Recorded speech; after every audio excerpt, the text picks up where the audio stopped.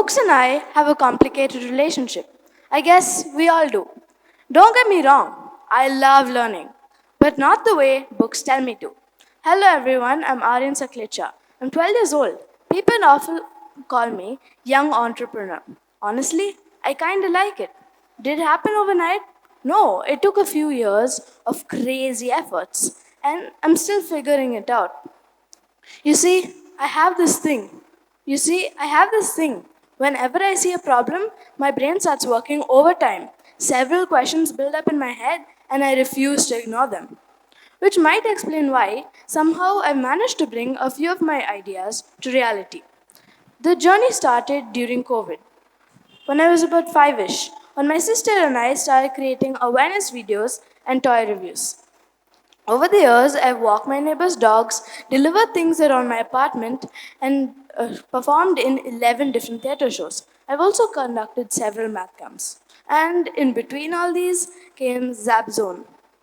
It all started over a debate with my dad when I picked out a phone case and a charger for my mom on Amazon, which was about 2000 rupees. When I asked my dad to pay, he looked at the price and said, "ये तो 50 में मिलता है." I was stunned. I didn't think it was possible. But that evening, I was standing in the middle of a busy wholesale market and ended up buying 20 different gadgets and accessories, telling my dad I could sell them. He went with the flow. I sold them to my friends and neighbors, and the profits covered the cost of my mom's gifts and a bit more, giving birth to ZapZone, selling gadgets and mobile accessories. My second venture came from my love for food.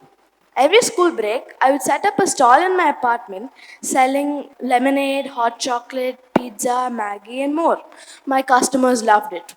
Soon, a few of my apartment friends started helping me in the kitchen, giving birth to Next Gen Gourmet, a platform encouraging children to cook and sell in their communities. You see, somewhere along the way, every activity in every business taught me something different.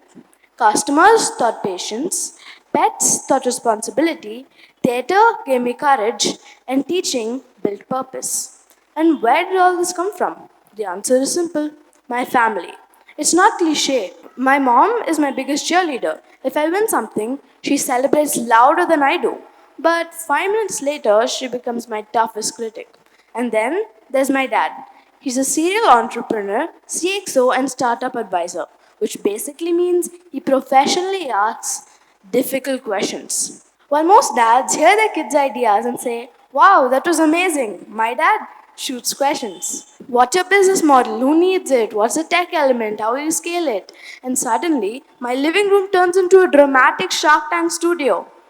There are weekends when my friends are playing video games or watching anime. I skip it to join my dad for his keynotes at universities, industry conferences, and startup events. And I also quietly sit through his meetings, listening to founders discussing ideas that sounded much bigger than me. I guess that's how I learned. While I thought I was just traveling for fun, I was actually getting live lessons beyond classrooms. You know, the lesson that changed my life the most didn't come from a business event, a startup, or even from my dad. It came from someone much younger. My little sister, Arkita.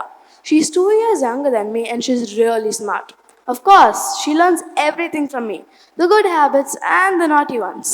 Like every family, our house is full of conversations filled with love and laughter. But during the exam season, it's kinda different. My mom is trying to help us study. On one side, I'm asking one question, Arkita is asking another. Suddenly, I can't find my pencil, Arkita needs an eraser, and somewhere in the middle of all this, my wonderfully loving mother gets slightly overstimulated, and her voice gets louder. The funny thing is, the louder the room became, the quieter Arkita got. She didn't complain, she doesn't argue, she simply zones out. So one evening, I sat beside her and started explaining her chapters aloud. Just like a conversation, no pressure, no lectures, and especially no shouting. Few minutes later, she turned to me and said, "Bhaiya, that's all?" And she finally understood the chapter. Maybe learning doesn't become more powerful when we study harder. Maybe it becomes more powerful when we study the way it actually helps. You see, give me an interesting conversation, I can sit with you for hours. Tell me a story, I'll remember it for weeks. Explain me an idea with excitement, I'll probably explain it to someone else the next day. But give me a long textbook chapter, and by page 2, I'll already be thinking about the next Apple event, the last sushi restaurant we visited, or literally anything except for the chapter in front of me. I realized when my mom would read my lessons aloud, I understood them faster. Not because the lesson changed, but because the experience changed. Now, back to that evening. I couldn't stop thinking about the children might be struggling to learn. Not because they couldn't learn, but because they were expected to learn in a way that they didn't understand. And then teaching Arkita made me realize what education should actually feel like for every child. I started having conversations with my friends and classmates. Almost every conversation sounded familiar. I lose focus while reading, I have to read the same page again and again. I understand it much better when someone explains it to me. So, a few weeks later, while our exams were approaching, few of my friends and I decided to study together. Group study. Convincing the parents felt like a battle. But somehow they agreed. So, my friends and I started explaining chapters to each other. One of us understood science really well, another made history sound like a movie, and we even simplified maths. Now, instead of memorizing answers, we were explaining chapters to each other. And then something amazing happened. All my friends scored well on all subjects. We're expecting every child to learn the exact same way. Well, they're not the exact same. That single thought gave birth to my venture, Learn Aloud. Imagine every child wearing the same shoe size. Some would run, some would struggle, some would fall. Some wouldn't even be able to walk. Learning works the same way. One method doesn't fit all. A single thought gave birth to my venture, Learn Aloud. Children teaching children. At first, I thought I was building Learn Aloud as an auditory learning app that would convert chapters into audio wise experiences. But today, I think I'm building something much bigger, a platform, a community like YouTube for peer to peer learning. Imagine students across the world explaining chapters, recording content, and explaining difficult math concepts. And a child in a remote village who struggles with reading listens to the audio and says, I finally understood that. And that's how Learn Aloud can help us learn anywhere, anytime. Last year, we took Learn Aloud to IIT Bombay Eureka Junior ESL competition. Unfortunately, we didn't make it to the finals. It hurt. But then, I remembered what my dad often said: failure is feedback, it's information, it's data, it's an invitation to learn and build something better. Few weeks later, while at an NGO, teaching the children, seeing the children, I realized Learn Aloud can even make a difference for differently able children.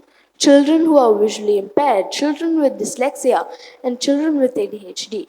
And even for children whose intelligence was never the problem, but the way of learning was.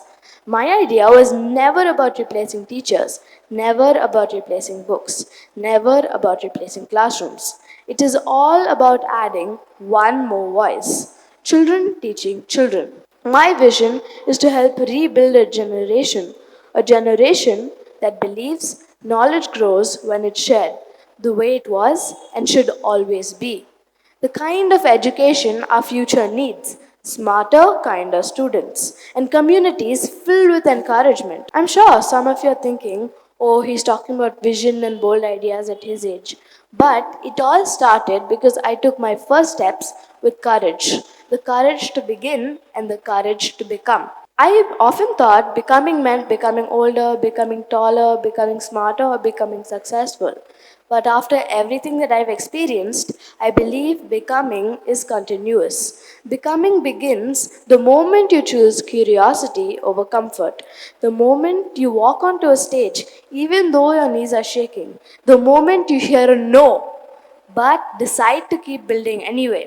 You see, our edge should not be our age. It should not be our background. Our edge should be our courage to begin. Maybe the ideas we scribble in our notebook might be the next big thing. As Dr. APJ Abdul Kalam once said, fail means first attempt in learning. No means next opportunity. End means effort never dies. Perfectly aligning with today's theme, edge of becoming. Today, I don't want you to remember my ventures. I don't want you to remember my age. I want you all to remember this. Every child has something to learn. Every child has something to teach. And every child deserves the courage to begin, even before they feel ready. Today, as I take my first steps as becoming a speaker, all you need to do is take your first steps of becoming your idea. Thank you.